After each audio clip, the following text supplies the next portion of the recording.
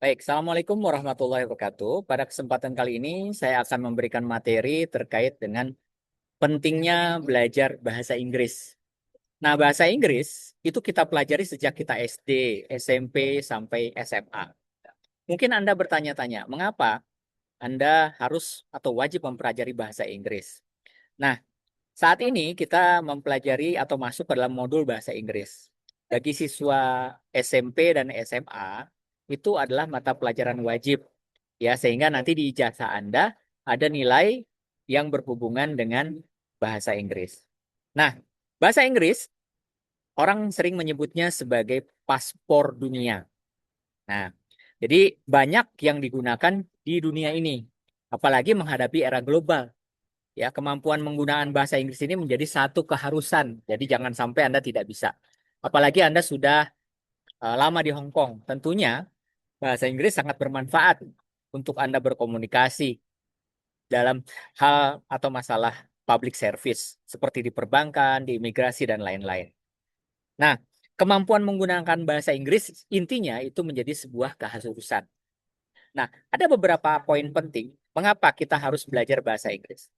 Yang pertama, bahasa Inggris itu adalah paspornya dunia, ya. Jadi kemampuan Anda pergi ke bagian dunia manapun, bahasa Inggris umumnya dikenal masyarakat di dunia. Kalau misalkan di Hong Kong Anda suka pergi ke Macau, kadang Anda suka pergi ke Guangzhou, itu banyak juga yang bisa menggunakan bahasa Inggris. Walaupun sebenarnya kalau ke Cina daratan agak sulit ya untuk menggunakan bahasa Inggris. Tetapi jangan khawatir, kan sekarang ada aplikasi kalau misalkan Anda pergi ke Guangzhou. Atau ke kota manapun di dunia, itu cenderung lebih nyaman apabila Anda menggunakan bahasa Inggris. Nah, nah, sehingga ini memudahkan kita untuk berkomunikasi dan mengetahui banyak hal berkenaan dengan daerah yang dikunjungi.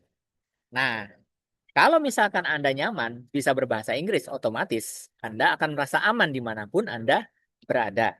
Baik dalam melakukan perjalanan, bisnis, ataupun untuk traveling, untuk jalan-jalan. Yang kedua, bahasa Inggris itu banyak dipakai untuk menulis literatur ilmiah. Ya, misalkan jurnal internasional khususnya yang terindeks Scopus maupun WOS itu berupa kajian sains, hukum, sosial, teknologi itu banyak menggunakan bahasa Inggris. Sehingga kalau nanti Anda ingin menyelesaikan S2 atau S3 dan Anda diharuskan untuk menulis jurnal ilmiah, maka secara otomatis Anda harus bisa menggunakan bahasa Inggris dengan baik. Apalagi kalau misalkan jurnal Anda disubmit ke terindeks Scopus atau WOS, maka bahasa Inggris tulisan Anda itu akan direview oleh reviewer, ya. Sehingga kalau Anda memiliki struktur kata yang baik, otomatis eh, jurnal yang Anda tulis akan diterima.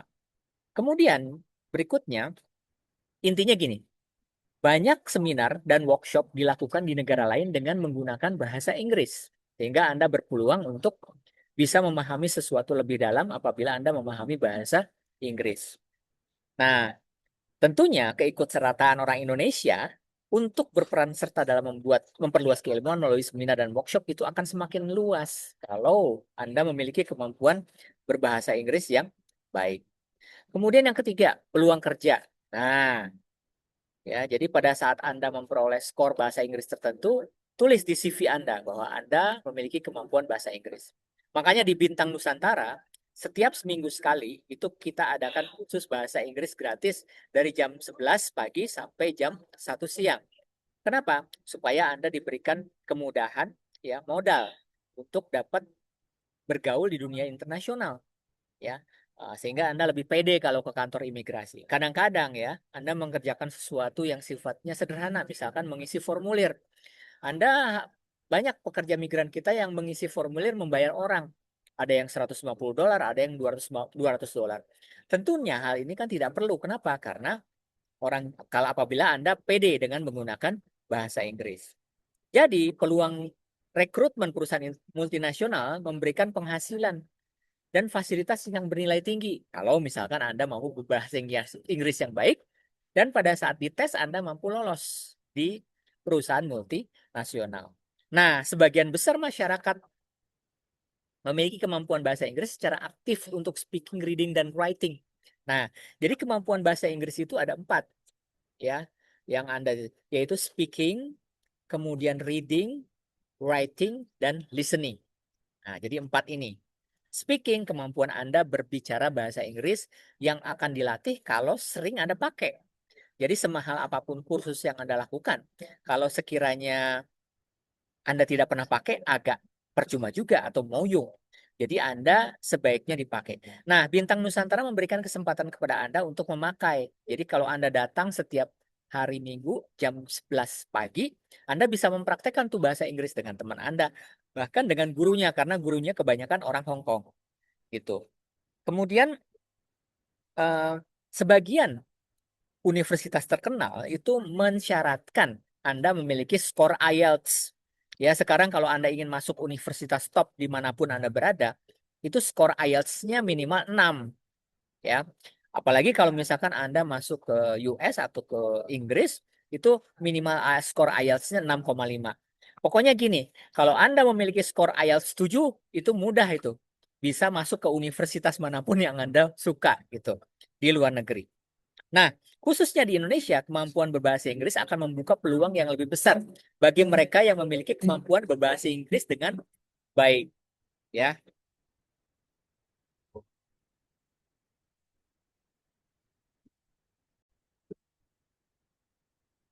ya, kita lanjutkan. Nah, nah, jadi kemampuan bahasa Inggris ini membuka peluang yang lebih besar bagi mereka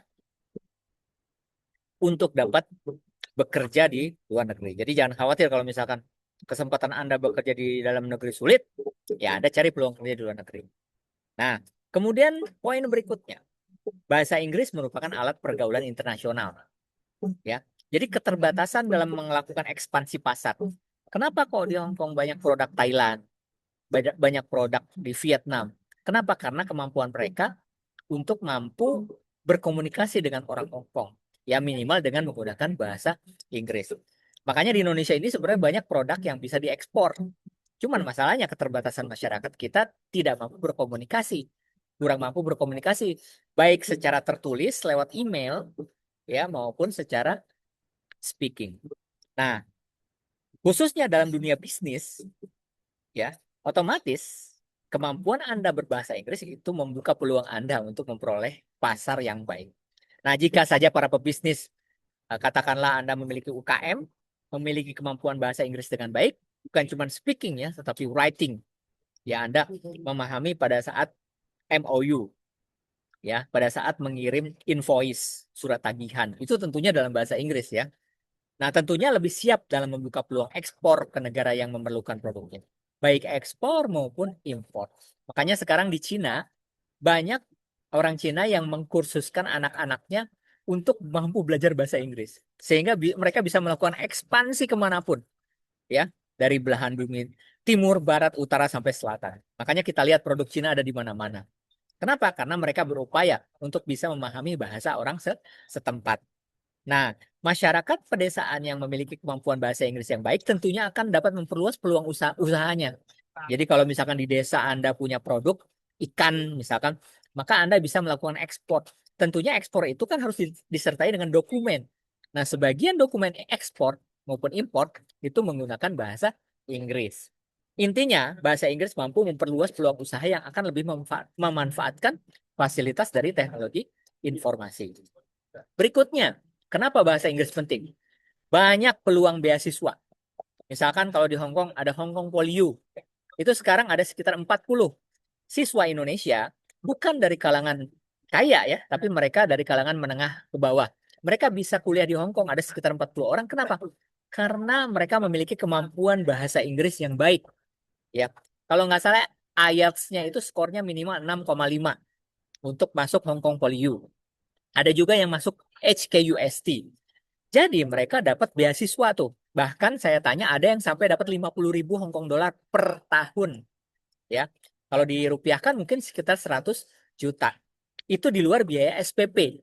Ya, nah ini beasiswa. Nah, jadi beasiswa seperti di Malaysia itu saya lihat bahkan banyak yang membawa keluarga ke Malaysia. Ya, Jadi mereka sekolah tetapi dapat uang jajan, dapat uang penghasilan per bulan. Nah, itu enaknya beasiswa. Jadi peruan beasiswa ini syaratnya ya tentunya kalau di Indonesia itu harus TOEFL atau IELTS. Kadang-kadang saya suka berpikir pada saat dulu kan saya masuk IPA ya. Kalau tahu ternyata bahasa Inggris adalah paspornya dunia, tentunya akan saya masuk sastra. Karena jarang juga ke universitas top itu ke universitas-universitas tertentu. Misalkan dulu saya kuliah di University Malaya, itu syaratnya itu fisika, matematika tidak. Ternyata syaratnya adalah IELTS, menggunakan bahasa Inggris yang baik. Nah, jadi IELTS dan TOEFL, ya, International English Language Testing System, itu IELTS, atau TOEFL, Test of English Foreign Language. Nah, itu merupakan skor yang wajib kita miliki apabila Anda ingin memperoleh beasiswa, ya. Nah, perguruan tinggi ternama yang dituju, baik yang berada di dalam maupun di luar negeri, mencaratkan para calon mahasiswa memiliki kemampuan bahasa Inggris yang baik. Apa kemampuannya? Reading, membaca, mudah mengerti, karena semua literatur yang Anda nanti pelajari di perguruan tinggi tersebut dengan menggunakan bahasa Inggris. Writing, menulis, ya. Kemudian listening, mendengarkan, dan speaking, berbicara.